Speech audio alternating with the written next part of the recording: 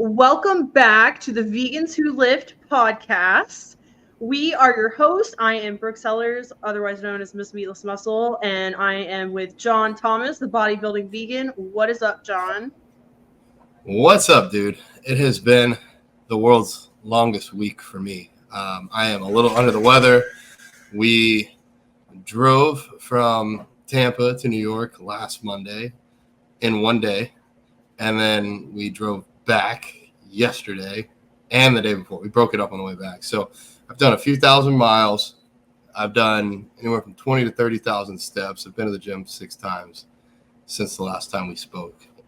It's been nuts. A lot of good vegan food. But yeah, so I'm going to do my best to bring my A game today, even though I want to go take a big fat nap. How are you doing? I'm doing good. Yeah, it's been a while since we caught up because we didn't have the academy last week, and I was sick, so it's been a lot. Yeah, I was sick. Now you're sick. Everybody's sick. At least 10% of my clients have tested COVID positive in the last week, which is just nuts. I have not a ton of sick clients. Yeah. So yeah, we had the academy today, last in-person session. So that's pretty cool. Excited to send these bright, young, educated minds out into the world and let them go coach some other vegans. So congrats to all of you. Hopefully some of them listen to this podcast as well. I guess we could jump into wins of the week. Wins of the week, yes. You say yours because I'm still thinking of mine. All right. Well, an easy one is I woke up today. That's a good win. That's a good one. I think I'm really proud of both, I guess I'll say myself, that's cool to say, and my clients, because I had Clarissa compete this past weekend.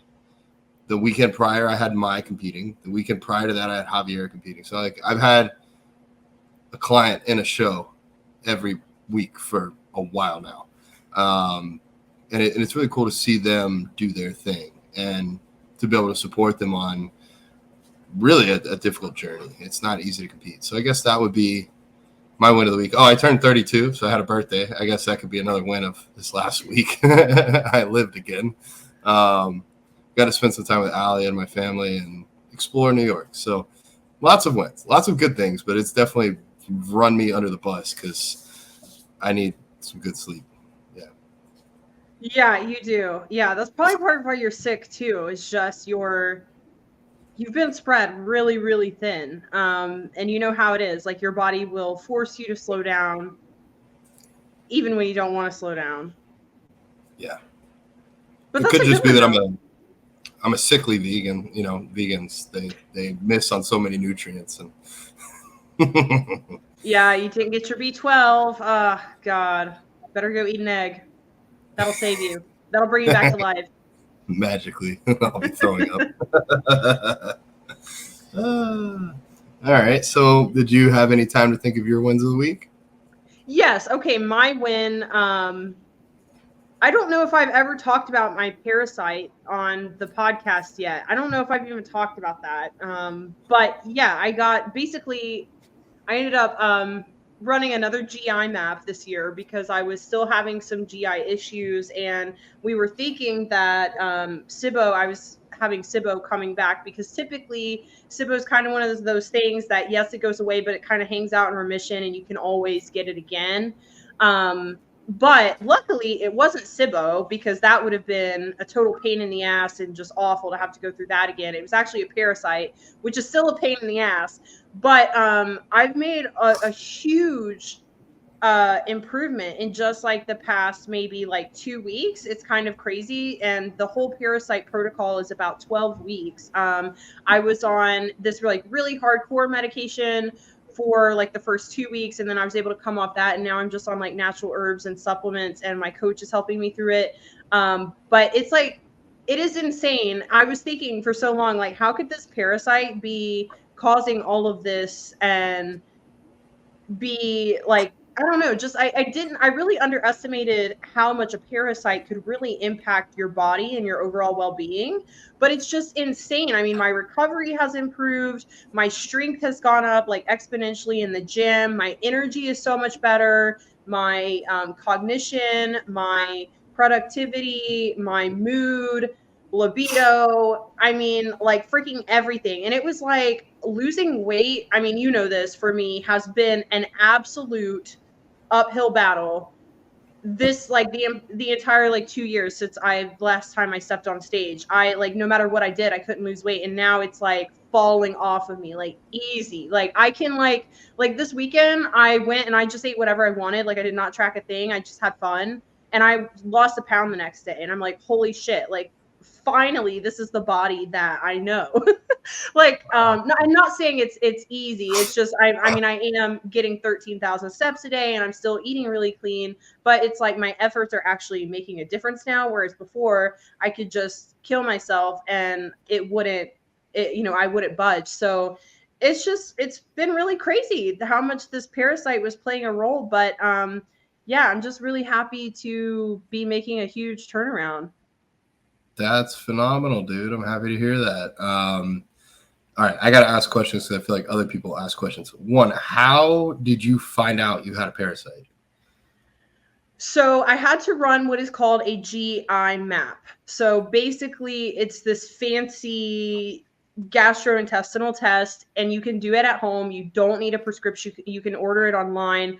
This is actually what I did through my coach, and that's how I got my answers. It's so funny because like every doctor I've ever seen has been absolutely useless, but my bodybuilding coach has literally saved my life. It's crazy. But so the GI mapping showed that I did have a parasite, but the other thing was it shows you a lot of stuff. So it shows you like your intestinal inflammatory markers. So if you have IBS, if you have inflammation in your intestines, it'll show you. If you have blood in your stool, it'll show you like how much of your good bacteria, all your good bacteria, each one, how much you have, if it's too much, if it's too little.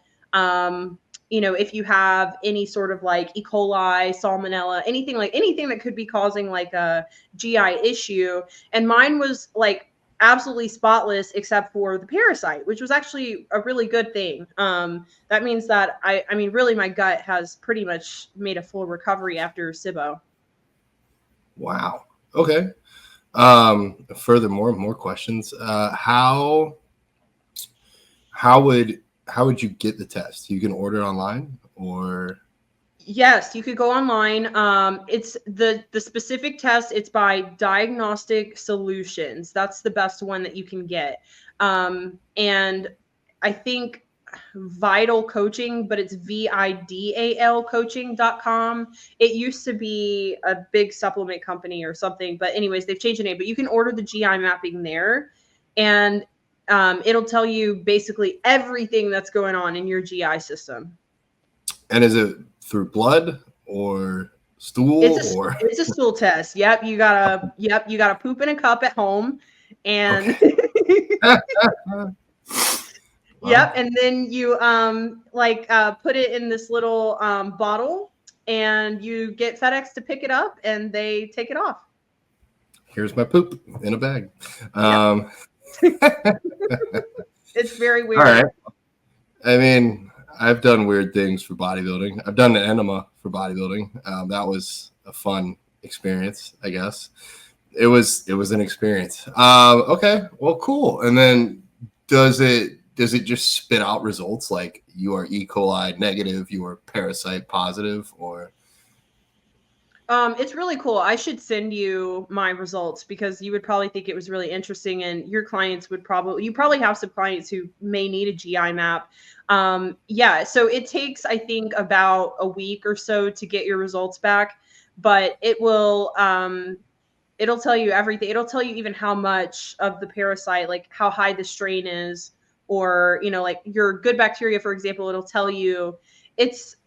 I don't know. It's kind of hard. I'm not really an expert on like the billion CFUs or whatever it is, but it'll tell you like the exact population. Like if you have like 4 billion or 3 billion. Like, it's really cool. But yeah, so it'll tell you like any worms or any parasites. There's a long list. Even antibiotic resistant. If you're antibiotic resistant, it'll tell you which antibiotics that you are resistant to. So it's pretty fascinating. I love GI maps. They're fun. I wish they were cheap because I would do one all the time, but they're like, it's like $380, something like that. So it's certainly not cheap, you know? Okay. Yeah. Well, I mean, that's basically what a good bodybuilding coach does, though, is they narrow down the variables. You had already pretty much done everything else to narrow it down. So that's the next step. Maybe not the first thing to start with, but definitely something to have in your back pocket if you can't figure it out. Yeah. Woo. So, all right, last question, then we can move on. What is the protocol to get rid of a parasite? What does that involve? So, unlike SIBO, I don't have to do any dietary changes other than I just have to be really careful with raw foods. Just because that's most likely where I got the parasite, since I don't consume any animal products. It probably came from some sort of vegetable or water. It's hard to say. We'll never know, but mostly it's just I had to take ivermectin, which is actually kind of a popular drug. A lot of people use it to prevent COVID, but it's actually really powerful. It won a Nobel Peace Prize for killing like different parasites and worms and stuff like that. So that one was a little bit more hardcore. That one made me feel like shit. So like the first 2 weeks were really rough. I was just like dragging ass. Could hardly work out. I just felt terrible. I could hardly eat, which is not like me. Not like me. If I'm not eating, that's a problem. Like, somebody needs to call an ambulance. So I had to take that, and then I have to take berberine with my first meal and my last meal, and Alimix allicin, which is basically like garlic extract, which is really, really powerful and boost your immune system. So I take that with every single meal. And then I'm like looking at my supplements on my counter. This other one called GI Detox, and it's got a bunch of crap in it. But it's mostly like activated charcoal. And I don't know exactly, but you take it an hour before you eat or any other supplements or something, because it basically just grabs everything in your system and like just kind of detoxes it and pulls it all out. I don't know. My coach explained it to me, but so I take that, and then after I'm at like the halfway point now, and then I switch from the activated charcoal supplement to something called like mimosa seed or something like that. I'll have to look it up. But again, it's another all natural herbal supplement that is just supposed to be really good for killing parasites and, you know, just not also harming your good bacteria. It just gets rid of the bad stuff. So I think that's everything. Yeah, I think that's it. And L-glutamine every morning. That makes sense. I don't know expert levels on all these, but I can take a shot in the dark. Berberine will help with your insulin levels, which might slow down the ability of that parasite to grow, I would think. The allicin in garlic, I think it's like also, I know it's heart healthy, but I think garlic can also be like antifungal or like something along those lines. So that probably plays into it. The activated charcoal, interesting. I used to keep fish tanks, and they would give you activated charcoal to like clear out your water if anything bad got in there. If you needed to remove medication, like if you have sick fish, you can dose them to heal them, and then you want to add snails to your tank. Well, the medication will kill the snails, so you put activated charcoal, it clears that out. Also, I believe if you like overdose on drugs, that's one of the things they do to heal you, is they like pump your stomach full of activated charcoal and they pull it out. Might turn your poop black. I could be wrong there, but I was thinking it might do that. And then I forget the last one you said, but yeah, okay, so I can kind of see how they all play together there. Yeah, absolutely. Pretty much everything. You hit the nail on the head. Berberine is also a powerful, kind of like garlic. It's like one of those anti-parasitic, antifungal kind of. It has a ton of really good properties. But yeah, so it definitely helps with blood sugar, and because that's an issue with gut issues as well. As like typically people do have insulin sensitivity issues, which mine has been okay. I've been taking, it's been like 95 most days. So you know, which is kind of high for me, fasted. Yeah. Yeah. Are you hydrating and drinking any or having any salt before you check your levels? I'm not having any salt. No. Try that. Try that like tomorrow when you check. Like hydrate and put like a little bit of salt in your water. It could possibly give you a more accurate result. If it's still high, then it's probably high. But I'm gonna try that. Yeah. Yeah. Because I feel like it has to be off a little bit because my A1C is like a 4.8. Like my A1C is always low. So it doesn't really make sense why it's reading so high, especially when it's usually in like the 70s. So maybe it's just that. Could be. I know that some people, and I think I'm one of them. I've checked my blood sugar like extended periods of time 6 times a day, and it'll be high in the morning, but it doesn't really get much higher throughout the day, even after meals. And I know that like cortisol release in the morning to wake you up can also raise your blood sugar. So some people are a little naturally higher in the mornings, but your A1C is a much more reliable measure. So if that's good, then you're most likely good. All right. Well, we have talked about a lot of other stuff, not bodybuilding. Do we want to do question game, or do we just want to jump into bodybuilding? Oh crap! I don't even have questions, so let's just jump into bodybuilding. All right, bodybuilding it is. We will find some more questions. I think I should make some because I didn't Oh really God, I'm contribute. scared. Oh yeah. What would you rather eat? No. Okay, so let's just I guess we could talk about bodybuilding. What do we want to see in the sport? What do we want to see that's different, or just I was thinking maybe some things. Yeah, just a future of the sport. What would we like to see? If there's any like controversies we want to address, what kind of changes we would like to see. Yeah, all of that.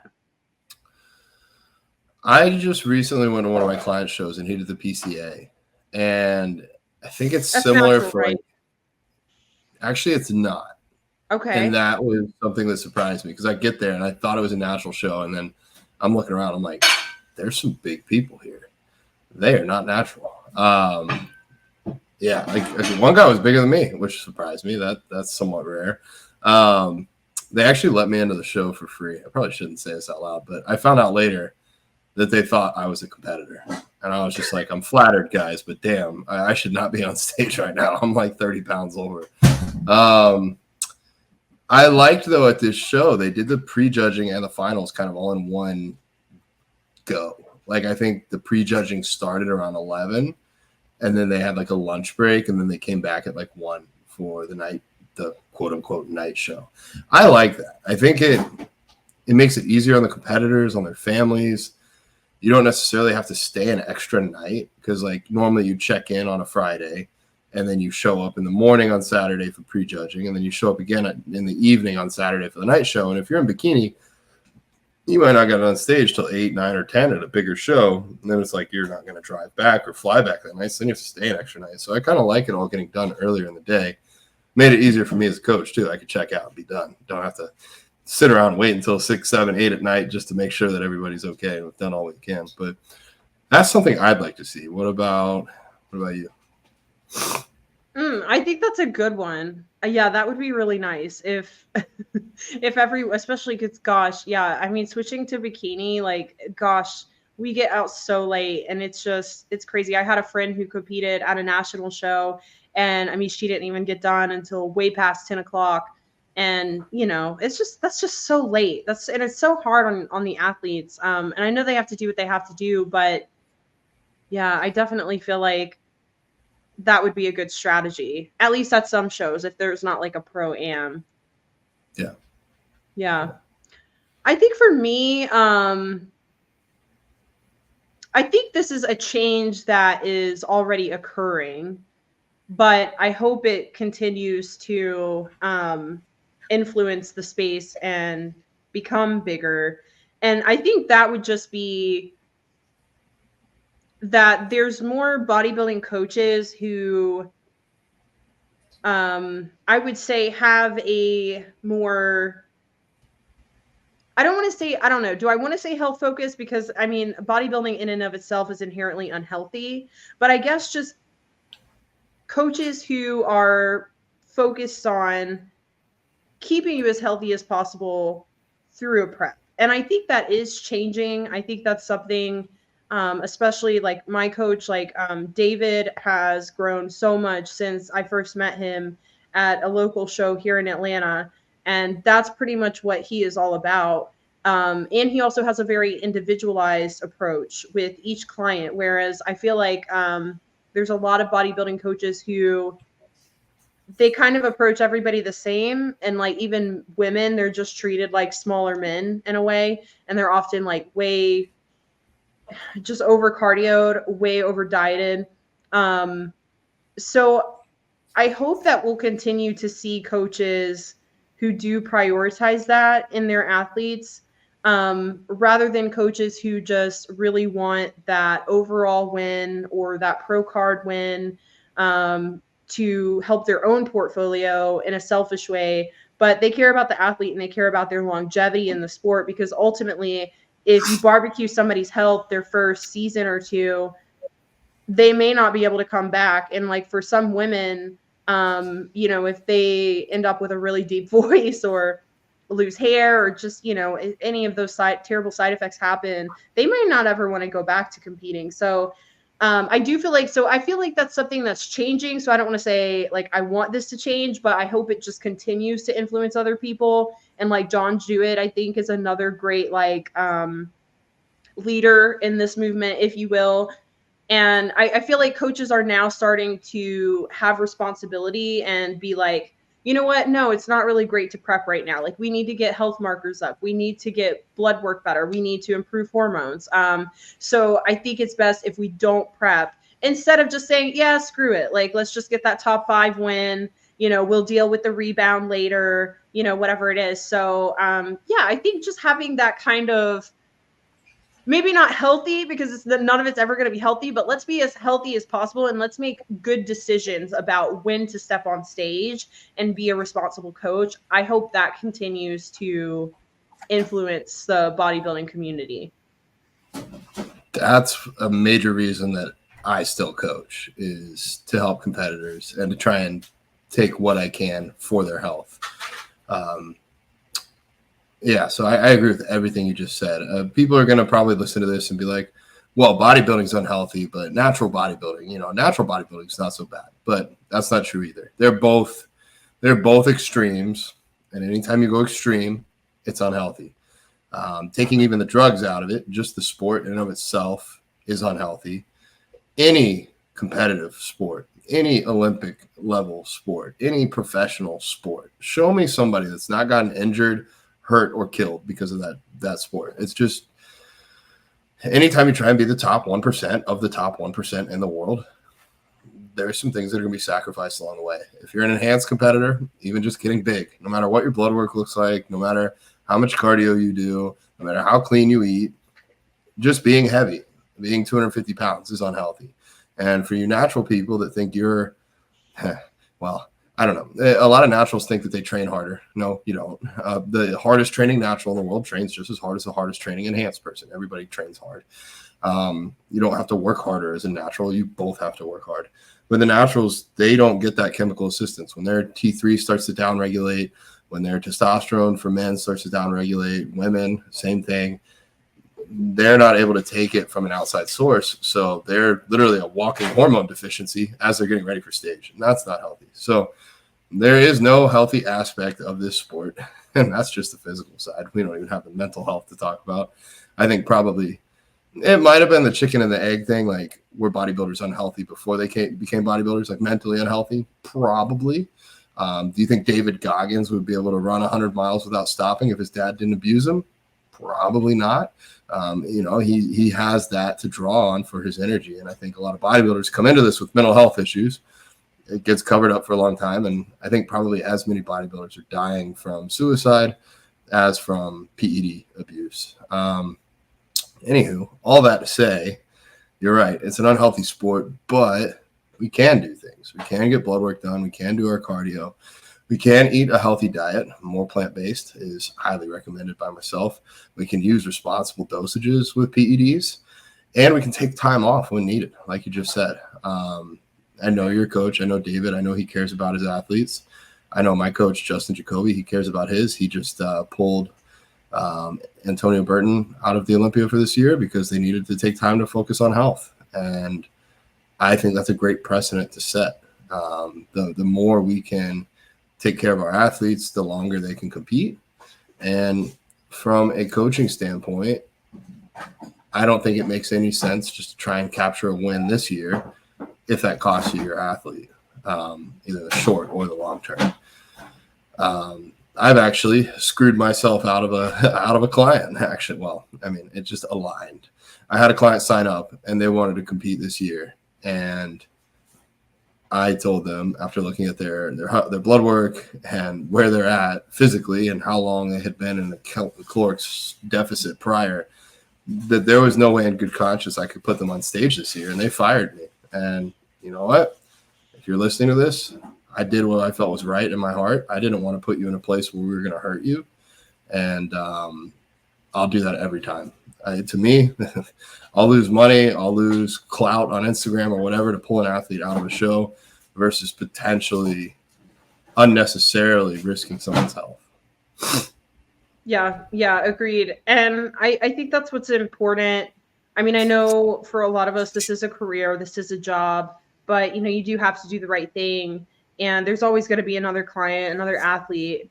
So if it's not the right time for someone, and I mean, really, I think also just being a good athlete, like you just have to, I don't know, you have to be willing to accept that too. So like my coach telling me, it's not going to, it's not going to happen this year. Like 2024 is just not going to be your year because it's going to take 12 weeks to kill off this parasite. And then that leaves us with what, like 4 weeks? Like it's just not going to happen. So 2025, we're only going to get better. We're only going to do better in 2025. So let's just do that. And me as an athlete, like mentally, it was hard because it was like a double-edged sword. And one way I was like, God, this is such a relief because it's just one. I mean, you know how much pressure it is, how much work it is, how much money it is. And like to do that through the holidays and just like try to crash into a show by the end of the year, it was just going to be too much for me.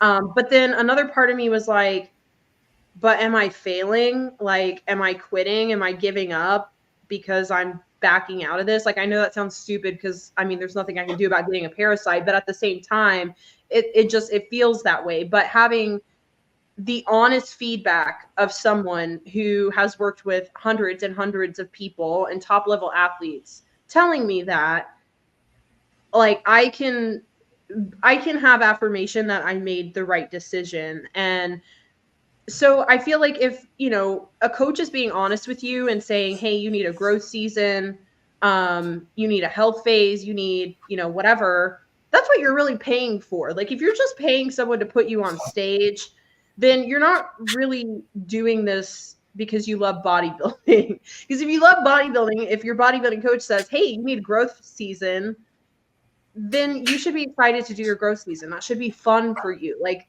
there's more to it than just getting on stage and going through prep. Like I think so many people get caught up in stepping on stage and it's really the whole lifestyle. So if you want to be successful and you really truly love the sport and the art of bodybuilding and the training and the diet and just all of it, then having to take that time off, it should still be fun to you. It should still be exciting because you're still working towards that goal. And that is really what is bodybuilding. Bodybuilding is really not as much about the prep as it is about the growth season, because none of us would be able to get on stage if we hadn't taken years and years to be off the stage, 100%. I think a lot of people that decide that they want to do bodybuilding, they start out and they think, okay, yeah, I can do this. I can be on stage in a year. And it's like they've maybe been lifting for a year at that point. This is a long time. Even for men's physique, it's going to take you naturally a couple of years to build enough muscle to be competitive. And kind of the same thing, even non-naturally. Even if you decide to go the non-natural route, now you're competing against guys that have potentially been lifting and using drugs for 10 years. Like that's a big mountain to climb and to be competitive in. For me as a coach, I really only like to have people on stage that are ready. And there's a lot of aspects to being ready. There's being mentally ready. Some people get nervous and things like that. Like they need to find ways to combat that. but physically having enough size, conditioning, being lean enough. And then also a lot of people overlook this with posing. Like posing is so huge. It's probably, correct me if I'm wrong, but probably the most overlooked aspect of this sport. Like can't even count the number of times that I've been at a show and seen somebody that has a good physique but doesn't know how to display it. Yeah, I mean, you know, like the Manions, they're always posting about that, and like Sandy and just all the judges, the top Olympia judges, they're always posting about how every national show there are people who have phenomenal physiques. They peak correctly, but they're outposed because they just don't know how to show off their physique, or they just don't have the confidence.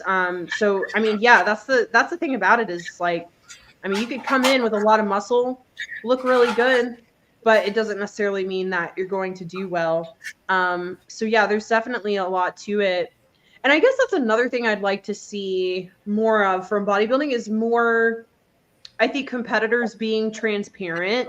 And I do feel like it's improving, like on social media and stuff, but and I feel like we're moving in that direction, but I hope we continue to move in that direction, because I know, like, for me, when I was going through all my stuff after my show, it kind of felt like I was the only one dealing with it. You know, it's just like people don't really talk about the other things that go on post show, like the post show blues or all the health issues. Like, I had no idea that competitors get gut issues all the time. Like, it's like a thing in bodybuilding. Like, that's why my coach has all these clients, is because like their coaches are going to him because their clients have gut issues. So it's like, I'm like, this is like a whole thing, and I didn't even realize it. And I mean, there's like crazy top people who are going through what I went through, but people don't really talk about that.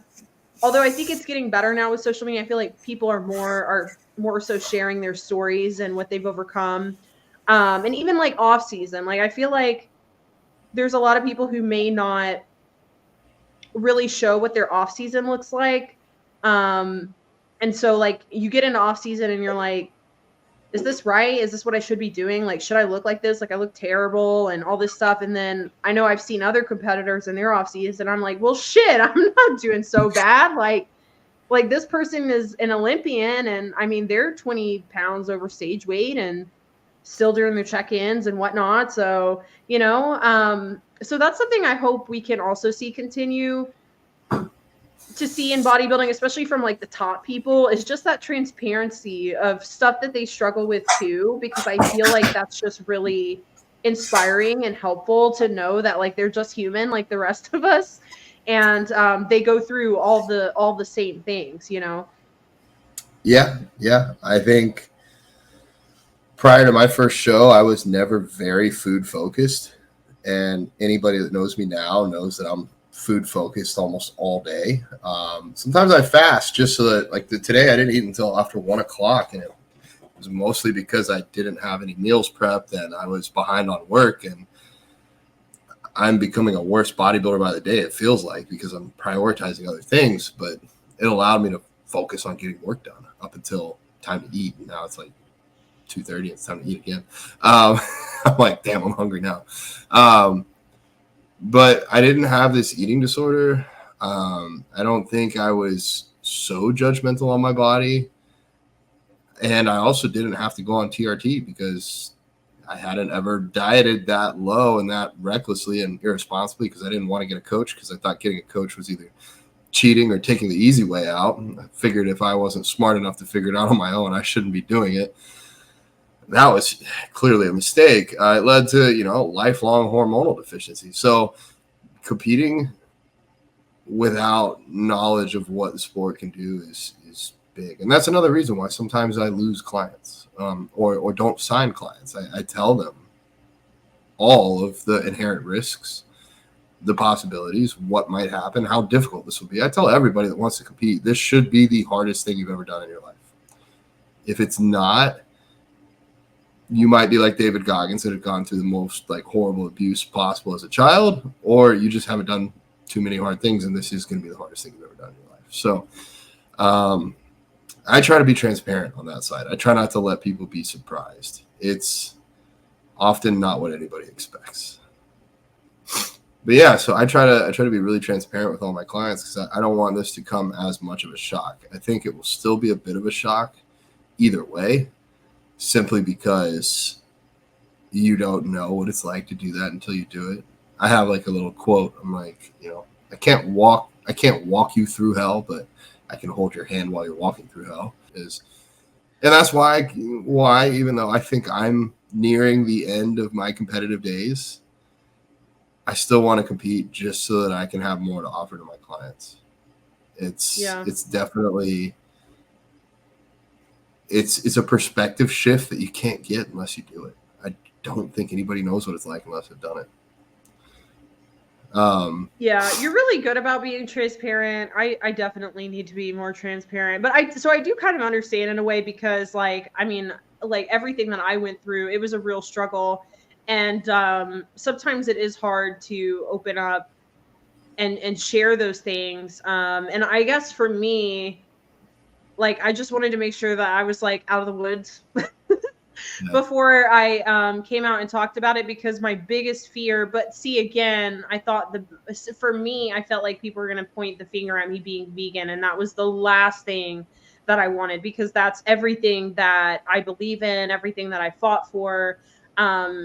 So I just was very worried that was going to be an issue, was talking about, gut issues and all the stuff I went through with my hormones post-show.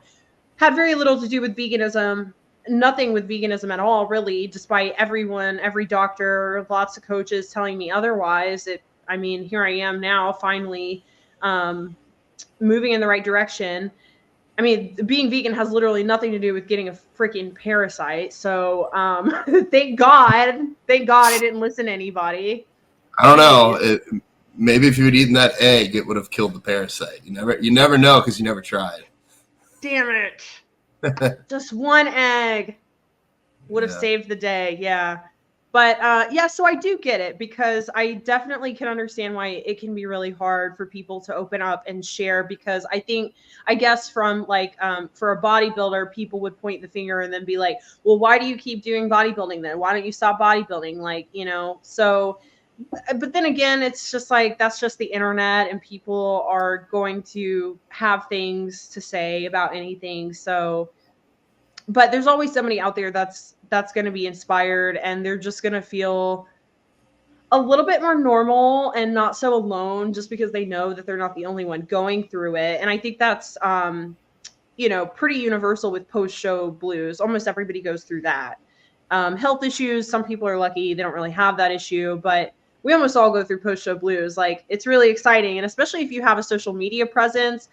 I don't know about you, but when I competed, my engagement was just insane. And just my posts and just people sharing my stuff. My video, my Gilco production video, I still have on my page, still gets shared.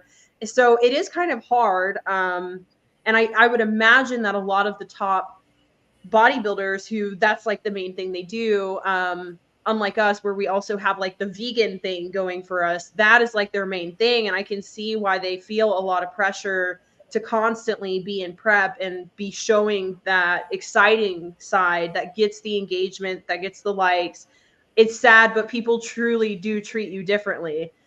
You walk into a gym and you're shredded and everybody's looking at you, and you just, it's kind of a mind game just to see how different people react to you. And it can be hard with our jobs, because you get addicted to that, and my best months I ever had were when I was competing. The 2 months that I did a show, I made my most money. So it's tough, because at the same time, it's God, I got to keep doing that, because that's what people like. That's what people want to see. But you can't always do that. It's unrealistic, because that would absolutely destroy you. Yeah. I can't tell you the number of times I've had to talk clients out of doing another show. They'll be in their off season for 3 months. Oh, can I do another show? And it's why? You're going to at best do as well as you did last time. You don't take any time to grow. But you do bring a good point, the social media side. things are on fire when you're in prep. Yeah, it can be it's almost like social media is on easy mode for a little bit. Yeah. I took a lot of photos, and you can always post them later. A lot of the top people are doing that. Definitely, social media can be multifaceted for the sport because we can show the more transparent side. I get competitors all the time, though, checking out the other people that are going to be at the shows, checking out who won the year before, sending me photos like, oh, my God, can you believe how they look? And I'm like, you don't even know that's a real photo, dude. Like, that could be photoshopped. Like, or the textures turned all the way up. Like, you never know. So don't psych yourself out of something. And just because they look like that 2 weeks out doesn't mean they don't blow it the next 2 weeks. So try to get people off from that train of mindset. Back to, like, for a couple more minutes, we could focus on the actual show or the sport, what we want to see changed. I think it would be cool, or at least beneficial, if they would explain the judging at every show. Like, 1 minute, explain. Okay, here's how it works. We have 5 judges, or we have 7 judges. We throw out the highest and the lowest score, just so you know. So people are like, oh, they paid off the head judge. Okay, well, if the head judge was in favor of you, that score is getting thrown out. If they were all the way the opposite, that score is getting thrown out. So they get rid of the most extreme scores for each athlete. And then I guess it's like golf. Like, you want to have the lowest score possible. If you get 7 1s, that's the best you could possibly do. If 3 judges give you a 1 and 4 judges give you a 2, you get rid of one of the 2s, you get rid of one of the 1s. You can add up the rest. Whoever has the lowest score is the winner. So I think even just what I said right there, that would clear up a lot of confusion for people. And then next, I think it would be important and cool if they could somehow give the scoring out, maybe even at the night show. Like, all right, in 3rd place with 74 points, we have Jose. And in 2nd place with 68 points, we have John. And then in 1st place with whatever, like, that way you could know, oh, it was 28-29. Wow, that was a freaking close one. Like, wow. Or it was like 28-74. Like, okay, yeah, they destroyed it, even though, like, they were 1st and 2nd. 1st really killed 2nd. So I think that would be cool. And I know you can go as an athlete later to go back and get that feedback, but to make it a little more entertaining for the audience and a little bit more transparent, it might be nice to show the scores. I think that would be good, because I think that's I find that so often every bodybuilding show, like every time I leave a bodybuilding show, there's always people who don't understand, like, what the hell just happened, like what they just watched. Like, how did this person beat this person? And, well, this person was bigger, but, you know, this person was leaner. It's like, you know, people just they have no idea. And I mean, frankly, it's kind of like that at every show, and it's kind of inconsistent. I mean, sometimes it's like they're going for shape, like sometimes they're going for conditioning, sometimes it's size, like, you know, and then you go to different federations and it's completely different. Like, somebody who is too muscular in bikini and OCB may not be muscular enough in NPC. So it's kind of all over the place. So I definitely feel like if they could just even explain how they're getting scored, I think that would be helpful for the audience, but also for the athletes. And it would definitely be more interesting. And at least people would walk away, with like an idea of, oh, okay, well, that person only won by 1 point. So that kind of makes sense. Like, it must have just been, you know, like some sort of posing issue or something like that. But yeah, I think there's a lot of confusion when people leave bodybuilding shows because the scoring is just so, like, ambiguous and inconsistent. Yeah, I agree. I had a question, and then I forgot. Oh, what do you think about the NPC? A lot of people know the NPC, the National Physique Committee, and that's the amateur section of the IFBB, which is the International Federation of Bodybuilding. The biggest 2 organizations, amateur and pro, in the United States. The NPC has now announced that they have an NPC Natural. What do you think about that? Having a show or an organization that does both enhanced and natural competitors? I think for NPC, it was a smart move for them, because, you know, they're probably gonna make a ton of money off of it, and I think that that's really what they were lacking. That was the biggest criticism against them, was that they didn't have a level playing field. So, I mean, they're just giving people what the public wanted. People wanted a level playing field. So NPC is like, all right, you got it. Here you go. Now, whether people want to support NPC, that's another thing. I think it's great. I think it's great that NPC is doing that. I think people should have, natural shows, exclusively natural shows that are with a very prestigious federation like NPC, because for some people that's important. They want to make sure that they're in a really good, legitimate federation versus something that, may just not hold as much water, when looking at like comparisons and who they're competing against, right? So I think it's a good thing. I'm glad that they did it, because I think I know a lot of natural competitors who love being natural, but they don't like the natural federations because they're not great shows, or the competition is not very good. And, they're just very dissatisfied with the production. So I think NPC will give those people an opportunity to have a better experience, but they still get that level playing field that they would have in like OCB, for example. Yeah. Yeah, I think that's probably the worst feeling as a competitor, is to show up and be the only person in your class at that show. Like, nobody wants to win first just because nobody else showed up.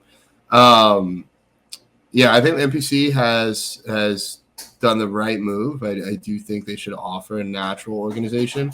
I just think they're going to have to be extremely militant and very, very hard on the testing. Like, they're going to get one shot here. If they mess this up, people are probably going to jump ship.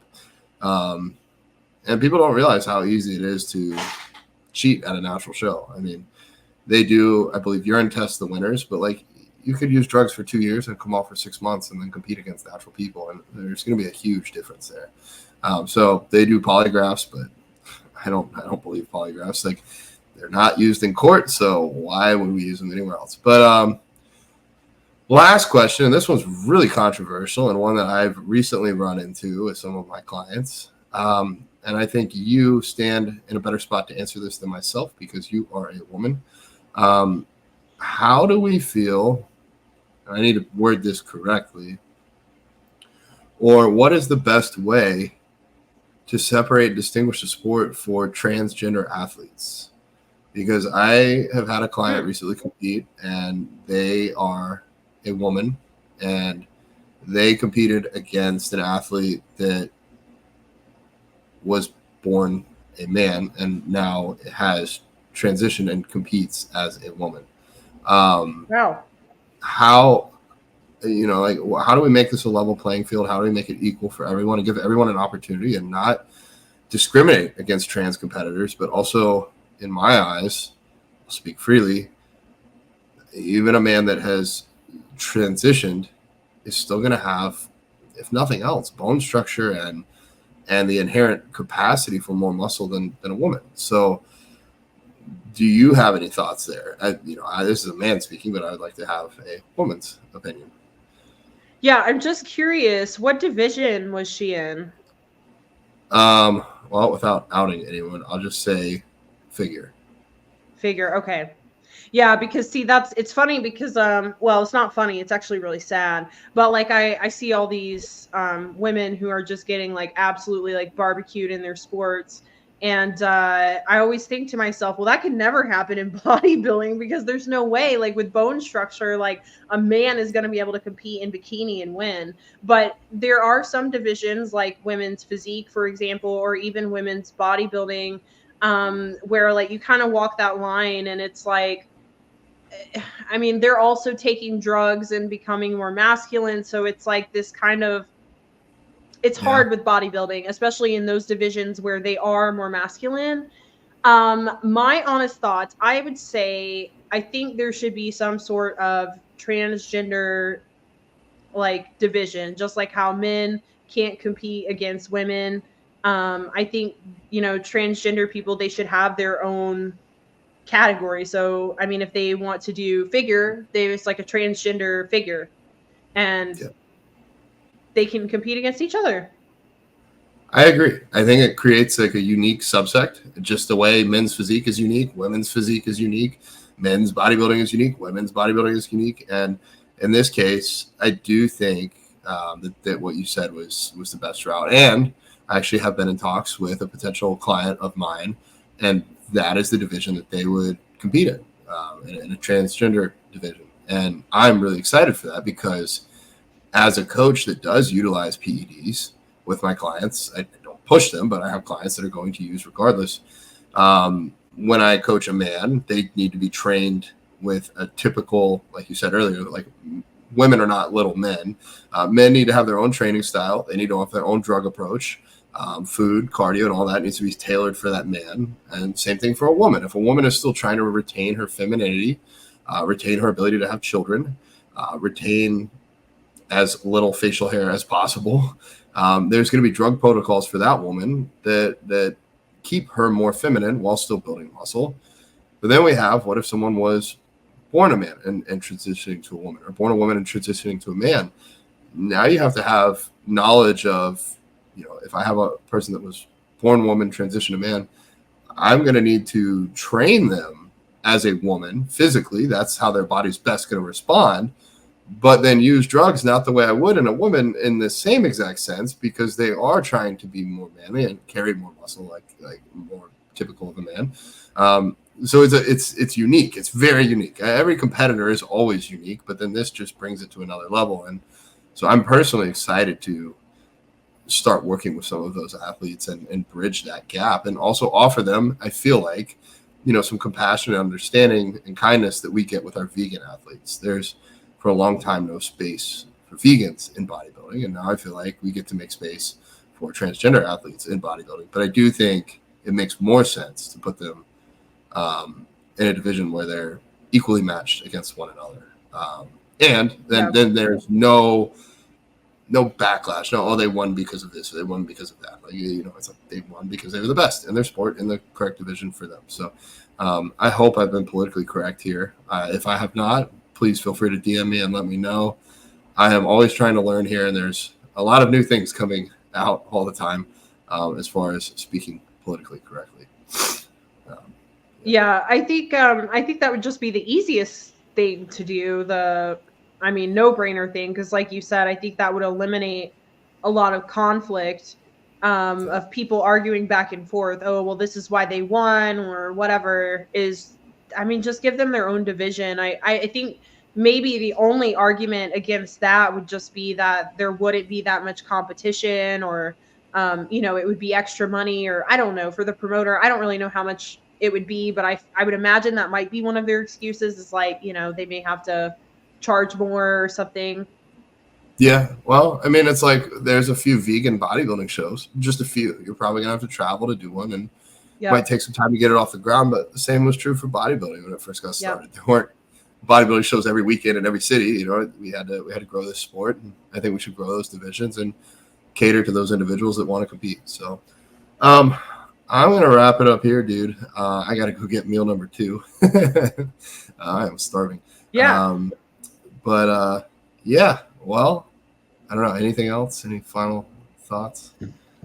Final thoughts. I'll just say, I love bodybuilding. There are obviously things that I don't love about bodybuilding either, but I think as a whole, I think I'm at probably the best time to have entered bodybuilding, because things are really changing now, as far as just coaches taking care of their athletes. And, it is a great time to be a vegan getting into bodybuilding. So I think I think we have a really good future with bodybuilding. I think things are starting to trend in the right direction, where people are making better decisions, and they're not, ruining their health and their future in the sport in 1 or 2 seasons. And coaches are being more mindful of their athletes, and people are being more transparent. So I think in a lot of ways we're moving in the right direction, and I think it has like a really good future. I think there's a lot of potential for bodybuilding to just continue to get better, and to have better leaders and better examples and better athletes. I agree, and I think it starts and has started with transparency, just being honest about what the sport takes, what it does to the clients, to the competitors, to the coaches. and sharing our journey. So thank you for being so transparent and sharing yours. And I always aim to do the best for myself as far as being open and honest about everything. So with that, y'all, that was another episode of the Vegans Who Lift podcast. Don't forget to go to veganswholift.com and drop us a question. We'd love to answer it live. And we will see you next week. Have the absolute best day ever. John Thomas, a.k.a. the Bodybuilding Vegan, and Brooke Sellers, a.k.a. Miss Meatless Muscle. We're out. Woohoo!